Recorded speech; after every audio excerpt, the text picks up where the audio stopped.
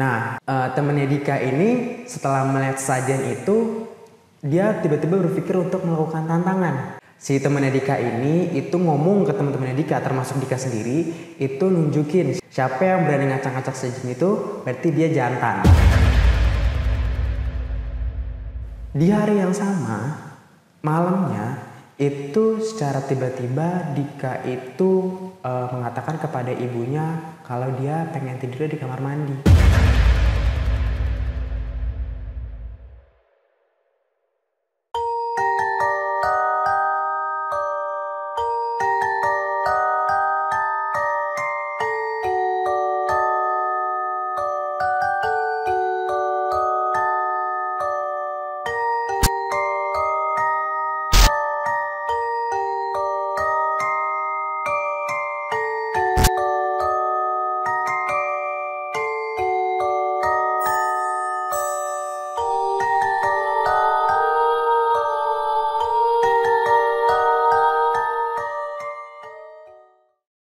Assalamualaikum warahmatullahi wabarakatuh. Ketemu lagi dengan saya Mas Ton di channel YouTube Alur Kehidupan. Sebelum saya memperkenalkan siapa narasumber kita kali ini kepada kawan-kawan Alur Kehidupan yang belum subscribe, silahkan subscribe dulu. Follow juga akun kita di sosmed, ada di Facebook, Instagram, dan TikTok. Oke, jadi untuk narasumber kita kali ini membawa sebuah cerita yang sangat menarik, sebuah pengalaman di mana saat di Bali, pengalaman itu akan di-share ke kawan-kawan Alur Kehidupan. Oke, langsung saja kita kenalan sama narasumbernya. Halo Mas Pasai, apa kabar Mas? Terima kasih sudah datang ke channel YouTube Alur Kehidupan, ke studio kita. Boleh kenali dulu Mas? Oke, halo kawan-kawan Alur Kehidupan, kenalin saya Pasai. Saya sekarang merupakan seorang mahasiswa yang kuliahnya di Jakarta Selatan. Oke Mas, sebelum kita menggali cerita lebih dalam nih mengenai pengalaman waktu Gustu Kampus ya dulu ya, bisa diceritain sedikit profil mengenai ini Mas? Temennya atau yang mengalami kejadian itu seperti apa? Jadi cerita ini tuh merupakan cerita dari teman saya. Gitu. Jadi pengalaman teman saya mendapatkan informasi ini dan ini sebenarnya cukup menarik. Makanya saya pengen cerita ke kawan-kawan Alur Kehidupan. Jadi saya punya teman, kita sebut aja namanya Dika. Saya dengan Dika ini udah kenal dari SD. Kita satu SD bareng, tapi sayangnya dari SMP sampai SMA kita beda sekolah. Beda. Nah, meskipun demikian, tapi kita masih mutualan di masih berhubungan sosmed. baik ya, gitu. Nah, kebetulan di sekolah SMA-nya dia itu akan mengadakan yang namanya Ghost to Campus. Gitu. Rutenya itu dari Tangerang Selatan ke Bali. Jawa Timur, Jawa Tengah, Jawa Barat balik lagi ke Tangsel. Jadi nggak cuma satu kampus, tapi beberapa kampus ya yang sepenuh dikunjungi. Pulau Jawa gitu. Kampus-kampus negeri yang pelopor lah gitu yang didatengin. Gitu. Nah, rute pertama itu kan mereka ke Bali. Si Dika bersama teman-teman dan sekolahnya itu Ghost to Campus ke Bali. Gitu. Nah, di Bali itu mereka kurang lebih 7 hari. Di Balinya doang 7 hari. 7 hari itu dari hari pertama sampai hari terakhir di Bali itu semuanya berjalan dengan lancar. Sesuai dengan rundown yang udah disediain dari sekolahnya gitu. Sampai ada satu waktu dari ba'da asar, setelah asar sampai sebelum maghrib itu siswa-siswi dibebaskan. Ada waktu bebas, namanya free time gitu. Pokoknya siswa-siswi itu bebas melakukan apapun di tepi pantai itu. Karena emang lokasinya di tepi pantai, karena mereka malamnya itu akan melaksanakan makan malam di resort itu. Gitu. Jadi setelah ba'da asar sampai maghrib mereka bebas main dikasih waktu bebas ngapain aja ya. Iya, betul. Gitu. Nah, kebetulan Dika sama teman-temannya ini mengisi waktunya dengan mengabadikan momen kayak foto-foto, terus main air di tepi pantai, hingga salah satu temannya Dika itu melihat adanya sesajen di tepi pantai itu. Sesajennya itu bentuknya isinya buah-buahan. Iya, kalau di Bali kan emang hal wajar ya di mana-mana, Iya, di setiap titik ada kayak sesajen gitu ya. Dan sesajennya juga macam-macam. Ada yang buah, ada yang makanan, Ada yang bunga. iya ada juga yang bunga gitu. Nah tapi yang ditemuin sama temennya Dika ini yang buah gitu. Nah temennya Dika ini setelah melihat sajian itu, dia tiba-tiba berpikir untuk melakukan tantangan buat ke teman-temannya Dika yang lain. Kurang lebih mungkin ada 7 orang di situ. Tuh Termasuk pada Dika. ngasih challenge ke teman-temannya, saling Iya, ngasih ke challenge temen-temennya. gitu. Ya, si temennya Dika ini itu ngomong ke teman-temannya Dika, termasuk Dika sendiri, itu nunjukin siapa yang berani ngerusak sesajen itu, ngacak-ngacak mereka bilangnya. Siapa yang berani ngacak-ngacak sesajen itu, berarti dia jantan. Dianggap jagoan karena berani ya.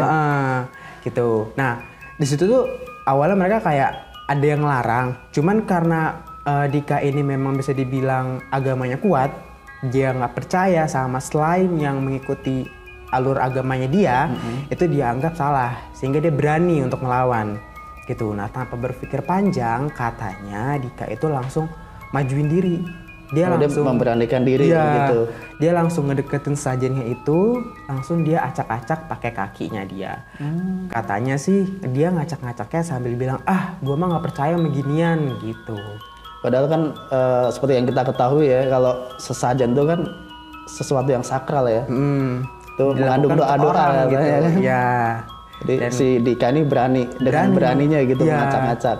Terus kalau menurut saya sih Dika tuh berani karena ya memang di agamanya Dika tuh nggak mengajarkan itu. Bahkan mungkin diajarkan kalau melihat seperti itu diingatkan.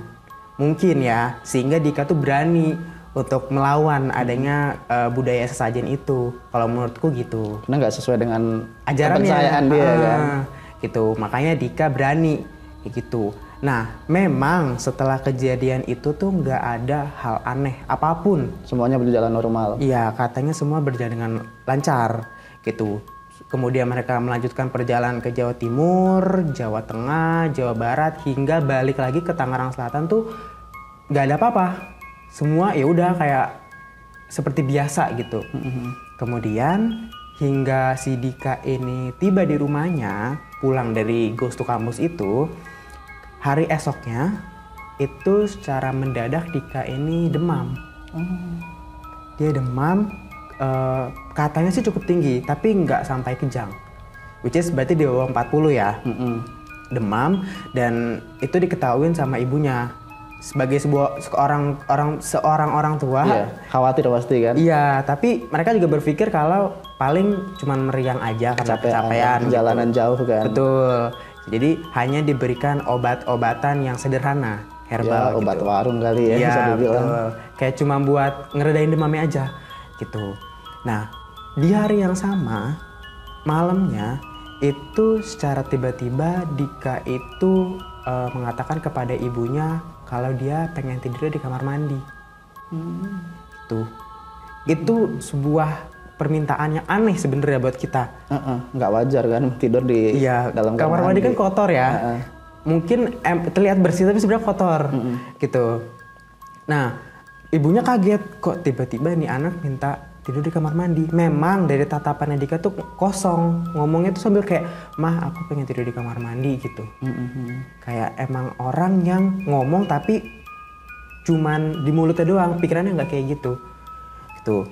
Nah, di situ mamanya pasti nggak ngizinin dong. Siapa sih yang ngizinin tidur di kamar mandi gitu? Apalagi sebenarnya kalau orang yang paham tuh tidur di kamar mandi itu sebuah keanehan. Tuh, bahkan kita pun sebenarnya nggak boleh lama-lama di kamar mandi. Gitu. Nah, tapi ini anak minta tidur di kamar mandi. Ditanya alasannya apa? Katanya di kamar mandi itu enak udaranya. Emang sih lembab ya dia ya, nggak dingin, nggak panas, ya gitu. Nah. Karena nggak ngizinin, akhirnya si ibunya nih langsung nyuruh Dika tidur di kamar.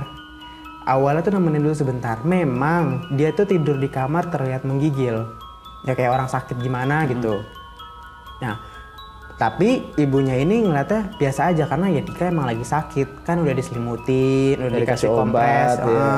Jadi ya udah berharap semuanya aman-aman aja gitu. Hingga ibunya ini tidur, kemudian ibunya bangun di tengah malam, ya mungkin sekitar jam 2 atau jam 3 untuk melaksanakan sholat tahajud. Nah ketika ibunya ini berjalan ke kamar mandi, ibunya tuh kaget. Karena? Di kamar mandi ada Dika. Oh. Ternyata Sembunyi-sembunyi dia. iya, Secara ternyata diam-diam. dia tuh maksain diri untuk tetap tidur di kamar mandi dengan bantal. Tanpa sepengetahuan orang Ya, tua. Padahal udah dilarang gitu ya. Udah. Dan pas ibunya ninggalin Dika juga, itu Dika tuh udah tidur. Tuh, ibunya kaget. Karena pas kebetulan Dika tuh tidurnya di WC duduk. Tuh, sambil dia tuh senderan di bantalnya dia. Ya, jadi bawa bantal segala Bawa kamar mandi. bantal kotak gitu buat kepala. Tapi dia taruh di punggung buat senderan dia. Itu. Nah, ketika ibunya nyalain lampu tuh ibunya kaget ada Dika. Kagetnya tuh bener-bener yang kaget menyebut nama kayak astagfirullahalazim gitu. Tapi di situ ayahnya belum tahu karena ayahnya masih tidur. Kemudian si ibunya langsung bangunin Dika. Pas ngebangunin Dika tuh katanya emang agak linglung. Kayak hah gitu. Katanya gitu. Terus Dikanya langsung diajak ke kamar, tidur di kamar. Gitu. Nah, karena mengetahui kalau Dika ini ternyata maksa, akhirnya ibunya memilih untuk sholat tahajud di kamarnya Dika. Ya, untuk menghindari kejadian yang sama di kamar kalian lagi kamar ngawasin. mandi. Gitu. Nah, setelah sholat tahajud sampai subuh itu ibunya emang di kamarnya Dika. Gitu. Nah, pas paginya itu ibunya Dika laporin kejadian yang semalam ke bapaknya. Bapaknya kaget. Apalagi bapaknya tuh bisa dibilang emang ngerti banget, emang religius banget gitu. Nah, paginya itu karena Dika ini emang nggak sekolah, lagi sakit, bapaknya langsung manggil ustadz yang ada di masjid kompleksnya. Jadi di kompleknya itu emang ada masjid yang di dalamnya itu ada ustadz yang emang rutin jadi imam di situ. Kita emang ditugasin di situ, tinggal di situ gitu. Nah, bapaknya Dika nih manggil ustadz tersebut buat nanyain ini Dika, ya gitu. Kenapa kok dia mau tidur di kamar mandi? Tapi ustadznya nggak bisa ngasih jawaban. Ustadznya cuman ngumpulin Dika, ibunya Dika sama bapaknya Dika di ruang tamu. Ustadznya tuh bilang, ayo coba kita ngaji bareng aja. Kebetulan yang di ngajiin itu tentang Al-Masurat. Jadi Al-Masurat itu isinya kan ada Al-Fatihah, kemudian ada ayat kursi dan beberapa surat yang bisa menghindarkan kita dari gangguan jin. Gitu. Selama mereka mengajikan Al-Masurat itu nggak ada apa-apa, nggak ada reaksi apapun dari Dika. Dika pun ikut ngaji katanya. Justru Dikanya juga ikut ngaji. Ikut, meskipun katanya tuh dia sambil bengong karena dia udah hafal. Masih tatapan kosong ya? Iya, dia tuh udah hafal kebetulan. Karena memang kalau Islam yang kuat itu setiap pagi dan sore itu harus mengamalkan Al-Masurat. Termasuk aku juga ngamalin sih. Gitu. Terus setelah itu tuh nggak ada apa-apa. Jadi ustadznya mikir, mungkin cuman kebetulan aja. Kebetulan emang Dikanya pengen tidur di kamar mandi karena yang alasan sebelumnya Panasnya udaranya. tinggi, ya. Udaranya tuh adem di sana. Gitu. Di hari yang sama malamnya, berarti hari kedua ya. Hari keduanya itu tiba-tiba Dika pengen tidur di kamar mandi lagi. Ini untuk yang kedua kali. Kedua kali. Tapi kali ini ngeberontak. Dia ngeberontak, dia kata ibunya sih sempat berantem sama bapaknya. Karena bapaknya nggak ngizinin buat tidur di kamar mandi. Gitu, akhirnya bapaknya mutusin nyuruh ibunya nemenin Dika tidur selama semalaman. Dan kamarnya Dika itu dikunci dari luar sama bapaknya. Berarti Dika nggak bisa keluar. Gitu. Ya udah, itu dijalanin selama semalaman itu. Si Dika tidur sama mamanya, tapi kata mamanya itu memang Dika tuh selama tidur tuh menggigil. Tuh, entah sebenarnya dia tuh menggigil karena panas atau karena dingin nggak tahu, tapi badannya dia tuh cukup tinggi panasnya. Gitu. Nah pas paginya mau sholat subuh itu ibunya Dika ini ngebangunin Dika buat sholat subuh kan. Nah pas ngebangunin itu Dika nggak sadar. Udah dibangun-bangunin gimana pun caranya dia kayak orang pingsan. Nggak sadarin diri sama sekali gitu. Terus ibunya panik, ibunya ngomong ke ayahnya. Berarti itu di hari ketiga. Kebetulan juga Dika ini udah 3 hari sakit, berarti udah waktunya buat dibawa ke dokter. Ya karena panasnya nggak turun-turun dan turun-turun. justru malah makin parah ya. Iya makin parah dan makin aneh juga. Tuh. Terus bapaknya tanpa berpikir panjang langsung bawa Dika ke rumah sakit karena Dikanya nggak sadar, kan takut kenapa-napa kan, takut telat juga gitu. Terus pas dibawa ke rumah sakit ketemu dokter umum, karena emang awal kan dokter umum dulu kan. Nah pas pengakuan dari dokter umum itu nggak nemuin adanya diagnosa apapun selain demam. Biasanya kan demam kan penyebabnya ada bakteri dalam tubuh dan lain sebagainya, itu katanya nggak ada gitu. Orang tuanya bingung, ini anak kenapa? Dia sakit tapi non medis. Kan kalau kita sebagai manusia yang berakal, sakit non medis tuh ada sesuatu. Iya. Gitu. Apalagi Dika nih abis pergi ke luar kota. Apa yang Ya dilakuin? perjalanan cukup panjang ya, menguras tenaga kan. Betul, apalagi itu di luar rumah jauh. Apa yang Dika lakuin? Gitu. Nah, orang tuanya Jadi orang tua sempat berpikir kayak gitu. sempat.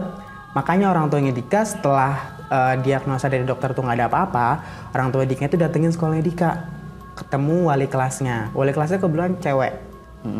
Ketemu wali kelasnya, dia nanya, orang tuanya nanya, sebenarnya banyak pertanyaan, tapi satu hal yang paling ditanyain adalah Dika di sana ngapain aja, gitu. Oh, jadi artinya tuh Dika nggak cerita ke orang tuanya ya? Karena Dika tuh pas sampai rumah kan langsung tidur. Kebetulan nyampe rumahnya tuh sore.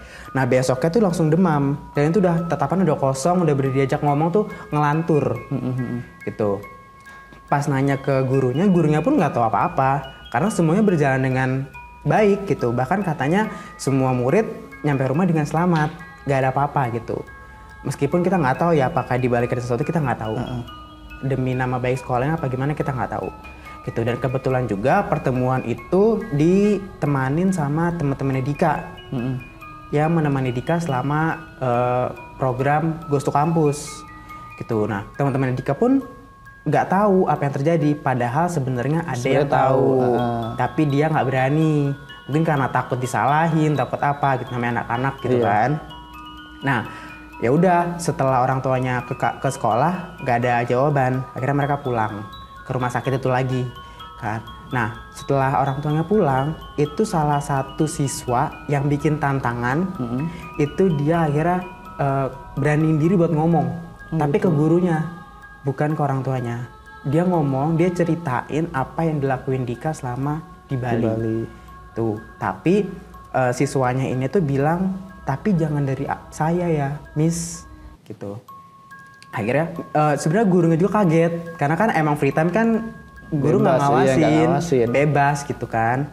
Dan ternyata ada anak yang nakal, guru pun kaget. Nah akhirnya si gurunya ini tuh langsung menghubungin orang tuanya Dika untuk ingin menjenguk gitu. Tapi padahal sebenarnya pengen ngomong, pengen cerita apa yang dilakukan Dika selama di Bali. Betul. Terus pas ketemu orang tuanya itu gurunya baru cerita, kata salah satu anak murid itu ternyata Dika tuh di Bali ngelakuin sebuah kesalahan fatal. Kesalahan fatalnya tuh karena katanya Dika ini ngerusakin sesajen yang ada di pantai. Gitu.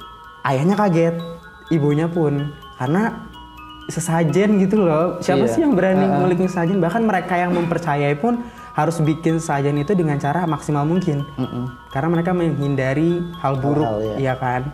Sedangkan Dika ini kok berani gitu. Orang tuanya pun gak pernah, bahkan orang tuanya pun gak nyangka gitu kalau Dika bakal senakal itu. Mungkin sebenarnya itu jatuhnya bukan nakal ya, sebenarnya itu iseng kali, tapi iseng yang nggak tahu dampaknya kan. Nggak berpikir panjang gitu. Nah mengetahui hal itu, orang tuanya nih langsung yang kayak bingung, mau ngapain pun bingung gitu. Nah setelah orang tuanya mengetahui hal itu, mereka juga bingung mau ngapain gitu. Ya udah, pembicaraan dengan gurunya udah selesai. Kemudian gurunya ikut mengunjungi Dika ke kamar inap. Jadi ini masih di rumah sakit? Masih di rumah sakit. Gitu. Tapi sebelumnya mereka tuh ngobrolnya memang di rumahnya Dika. Gitu. Tapi orang tuanya Dika ngajak gurunya ke rumah sakit. Gitu. Nah pas di rumah sakit ya Dika memang sebuah pasien yang gak sadar. Jadi cuma infus doang masuk buat makannya, buat energinya, buat nutrisi lah ya. Iya. Tuh, katanya sih sempat pakai selang juga dari mulut, tapi nggak tahu ya bener apa enggaknya. Itu karena emang Dika nggak sadar. Gitu. Nah, setelah gurunya ini pulang, itu dokter umum abis ngecek gejala lain itu ternyata nggak ada apa-apa. Jadi udah pure kalau ini tuh non medis. Secara medis tuh dokter nggak menemukan hal aneh. Enggak, tapi ini dokter umum ya, dokter umumnya. Tapi biasanya kalau masalah kayak gini tuh ada masalah dengan sarafnya atau otaknya. Itu karena yang menggerakkan tubuh kita kan sebenarnya otak.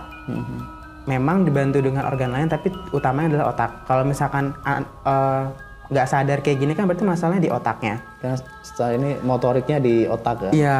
Nah kemudian dokter umumnya ini nyaranin orang tuanya buat bawa si Dika ke dokter saraf atau dokter otak buat di rongsen. Gitu. Akhirnya bapaknya Dika itu memutuskan untuk bawa Dika ke ahli saraf otak di rumah sakit yang sama. Oh masih di rumah sakit yang sama. Langsung ngambil tindakan, langsung di rongsen, langsung ketemu dokternya, ceritain gini. Abis itu gak lama hasil rongsen keluar. Setelah hasil rongsen keluar dilihat sama dokternya kaget. Gak bisa ngomong apa-apa. Dia cuma kaget, dia katanya sambil ngeliatin kertas rongsen.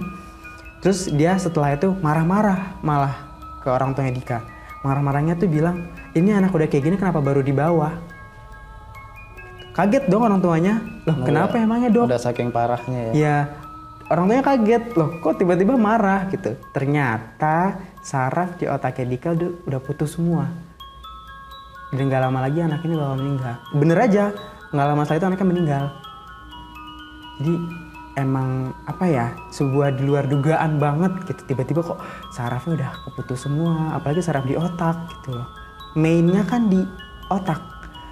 Terus kebetulan itu tuh kejadiannya sore, jadi Dika itu meninggalnya tuh sore. Jadi ini di hari keberapa setelah dia pulang dari Bali? Hari ketiga mau keempat. Hari ketiga tapi sorenya. Kan dikuburinnya hari keempatnya tuh. Nah selama prosesi penguburan itu katanya nggak ada apa-apa. Ya udah sejalan dengan biasanya gitu. Tapi orang tuanya Dika nih, terutama ayahnya, itu tahu kalau kematian Dika ini bukan kematian yang wajar. Iya, kita nyebutnya kematian yang nggak sempurna.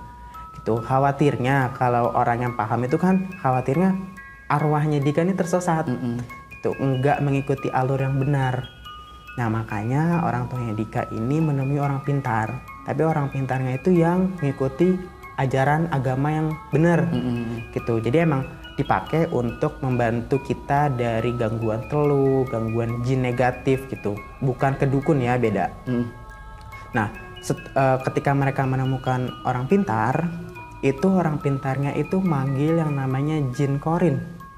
Jin korin itu kan jin yang menyerupai manusia. Memang setiap manusia itu katanya punya korin. Ya. Dan yang paling tahu diri kita itu adalah ya, korin itu sendiri. Ya, makanya orang pintar itu memutuskan buat manggil korin. Lalu apa itu hasilnya? Hasilnya itu setelah dipanggil, si orang pintar itu menjelaskan kalau ternyata kelakuan Dika ini nggak disukain sama penunggu sesajen itu. Penunggu sesajen itu tuh dendam sama Dika. Hajatnya dia itu dengan cara ngajak Dika. Jadi dia tuh pengen narik Dika buat ikut jadi bagian di kerajaan yang ada di pantai itu, gitu. Jadi secara nggak langsung diminta ya? Iya, yang minta tuh bukan rajanya tapi si penunggu sesajen itu. Dia nggak terima makanannya dirusak, dendamnya dia dengan cara ngajak Dika. Kalau katanya beberapa orang itu katanya sejak kejadian itu katanya tuh bukan Dika. Katanya Dika tuh udah diajak, tapi pengakuan dari korinnya nggak begitu. Dia tuh cuma pengen ngajak, gitu. Kemudian setelah mengetahui hal itu berarti kematiannya nggak sempurna. Kalau dalam ajaran kita, ajaran Islam, itu kematian yang nggak sempurna tuh perlu disempurnakan. Dengan cara apa? Kalau yang aku pahamin, yang paling dasar itu dengan cara mengirimkan Al-Fatihah. Karena kan Al-Fatihah kan penunggunya, malaikat penunggunya kan banyak. Jadi siapa tahu malaikat itu ngebantu ngeaminin. Gitu. Jadi sebagai orang tua kan nggak mau ya arwah anaknya jadi bagian yang nggak benar. Ya gitu. dalam tanda kutip mungkin gentayangan ya.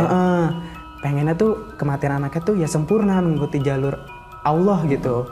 Nah makanya perlu disempurnakan. Kebetulan orang tuanya ini nggak tahu cara menyempurnakannya kayak gimana. Akhirnya dia panggil lagi ustadz untuk membantu menyempurnakan Dika ini. Katanya sih menyempurnakannya itu di yang ke-7 harian tuh apa sih namanya, tahlilan ya? Tahlilan, iya. Ya. Kan kalau di saya itu ada 3 hari, 7 hari, 40 hari gitu sih. Ya, kalau yang saya dapat infonya nih katanya 7 hari sama 40 hari. 40 hari itu selesai. Jadi harapan orang tuanya Dika setelah 40 hari itu Dika sudah meninggal dalam keadaan sempurna. Gitu ceritanya.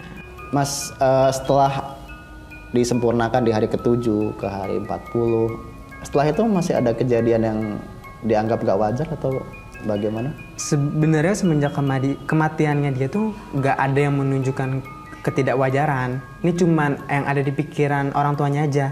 Karena orang tuanya tahu kalau manusia yang meninggal dengan keadaan lain, kita nyebutnya lain, itu nggak sempurna. Nggak ada gentayangan gitu, nggak ada. Tapi hati nuraninya aja. Hati nurani orang tua tuh berpikir kalau kematian anaknya tuh kayaknya nggak sempurna, makanya perlu disempurnakan gitu. Setelahnya itu apakah ada kejadian apa enggak, orang tuanya nggak menemukan kejadian apapun. Gitu, karena insya Allah orang tuanya tuh berpikir kalau setelah 40 harian aman semuanya. Alhamdulillahnya aman gitu. Oke. Ini ceritanya menarik banget Mas. Bisa kita ambil hikmahnya, bisa kita pelajarin, bisa kita untuk pelajaran hidup lah. Kalau dari Mas Pasai sendiri, apa yang ingin disampaikan ke kawan-kawan alur kehidupan dari cerita-cerita kita kali ini? Kalau dari saya pribadi, itu hikmah yang kita dapat itu adalah memang kita tuh boleh tidak mempercayai keberadaan mereka, tapi setidaknya kita menghargai keberadaan mereka. Karena kita nih hidup di dunia nggak sendiri. Ya, dan kita menghargai kepercayaan orang ya. Iya, betul. Terima kasih banyak Mas Pasai sudah berkenan hadir di studio Alur Kehidupan. Semoga apa yang kita ceritain ini bisa menjadi pengalaman yang berharga, bisa diambil hikmahnya juga sama kawan-kawan Alur Kehidupan. Terima kasih buat kawan-kawan Alur Kehidupan yang sudah menyaksikan episode kali ini. Kembali mengingatkan yang belum subscribe silahkan di subscribe dulu. Di follow juga sosmed kita di Facebook, Instagram, dan juga TikTok. Yang sudah subscribe, terima kasih sudah mendukung kami. Buat kawan-kawan yang punya cerita-cerita menarik, punya cerita-cerita mistis, pengalaman horor atau spiritual, boleh menghubungi kami di email alurkehidupan25@gmail.com atau di nomor WA berikut ini. Terima kasih. Makasih Mas sudah datang.